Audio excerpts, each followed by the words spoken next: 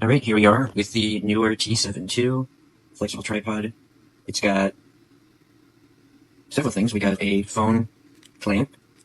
The phone clamp itself is, spring-loaded, quite firm, and it's got this padding on the side that feels like this, gosh, what's it? It's either neoprene or silicone, but it's gonna hold on if your phone fits. And you have a 1/4-inch threaded adapter here, and cold shoe here. It's plastic. You get a Bluetooth wireless camera remote. I have a lot of these, and most of them don't get an on and off switch, so that's nice. You only get one button, though, so if that matters to you. Some have two on them. For iPhones in general, I only need one button, so it's not a big deal. And these are not, I don't think this is the reason to get this. This is just nice, because if you don't have this, it is often something that is just useful to have. So you can snap a picture. Anyway, this is one of these adapter for an action camera. That's what it is, action camera. And I don't use action cameras, so I end up collecting a bunch of these, but if I did, and if I get one, I'll have a bunch of these, so there you go. And the main event is the flexible tripod itself. I have a bunch of mini tripods, flexible ones, larger ones, ones that cost a lot of money. This is on the budget end, but I like the quality generally, or the price to quality ratio here. This is a little adapter you get on top. What is unique about this, as opposed to, I think, every one that I have, is that you can go 90 degrees on two sides, instead of only on one side. So you can rotate this ball head, so you can go all the way 90 degrees here and here, and then, I don't know, you tell me what angle that is. That's the rest of the angles that you can get. Again, 1/4-inch thread. You can tighten whatever you put on top of it. In my case, it's always going to be either the included adapter, or I have a lot of other adapters that I can put on top. A lot of lights. Little lights have 1/4-inch threaded adapters as well, little microphones, whatever. And you can adjust this to make sure it is firm. And there you go. Puts the camera in. Also, if you don't want to use that and you want to use your own, you got your 1/4-inch thread right here. Just a plastic bottom here, nothing special. I don't know what the length on this thing is, so that might be an issue if you don't have an adjusting knob. Now this is interesting because, as you can see, the hinge is, this is very, very small, very light. I haven't seen one like this before. So the hinges here are plastic, as I would expect from a lot of these.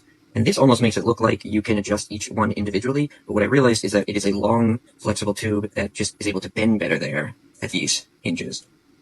So, I don't know if that makes it better. It's just unique, and it has a very grippy design where it's not really going to slip, but it's very, very slim. So, in terms of how much weight this can hold as compared to some others, I would imagine a lot less. You can refer to what they tell you. It is very slim. So let's get this on top. Which is also, I mean, if it can hold the weight of a lot of things, it's nice because it's very compact. I can carry this around, and there you go.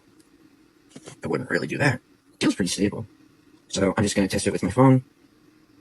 Alright, so after testing this out a bit, I have questions about the longevity of this product, given the plastic knob could crack.